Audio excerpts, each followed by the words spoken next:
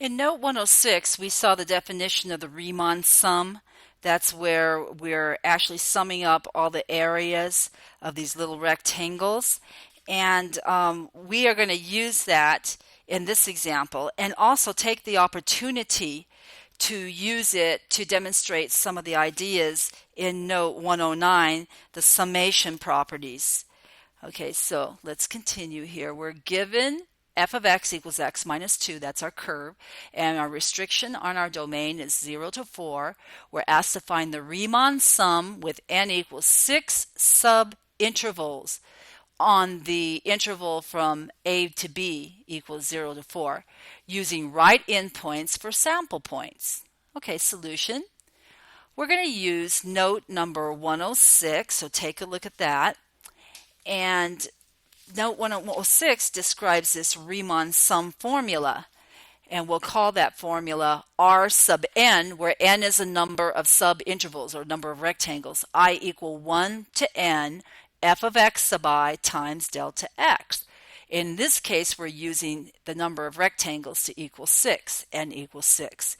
So step 1, find the width delta x with a equals 0 and b equals 4. Those are the endpoints for the interval of x values. So delta x is equal to b minus a over the number of rectangles. It's equal to 4 minus 0 over 6, which simplifies to 2/3. So delta x, the width, is 2/3. Step 2, we're going to find the right endpoints. And remember, to find the right endpoints, we have a formula. The right endpoint formula is x sub I equals x sub I minus 1 plus delta x. So x sub 0, the 0th endpoint, is equal to a, which is actually equal to 0 in this example. And then the first endpoint, x sub 1, is x initial plus delta x, so it's 0 plus 2/3, which is equal to 2/3, and then x sub 2 is x sub 1 plus delta x, which is equal to 4/3.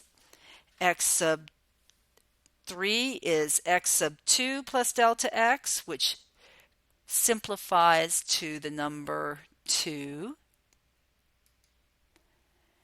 And then x sub 4 is 2 plus 2/3, which simplifies to 8/3.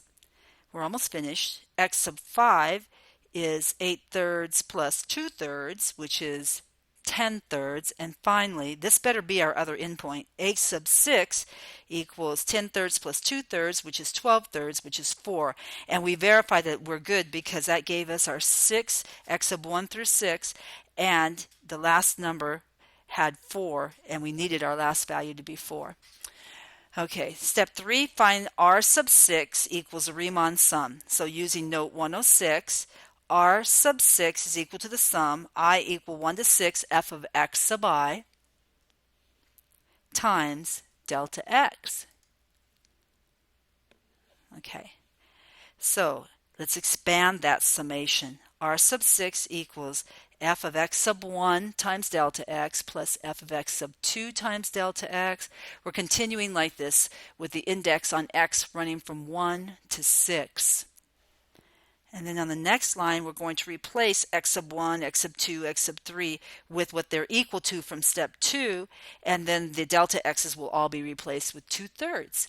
So you see here we have, the next one's f of x sub 3, so it's f of the third one was 2 times 2/3 plus f of 8/3 times 2/3 times f of 10/3 times 2/3 plus f of 4 times 2/3. Okay, so all the delta x's are 2/3.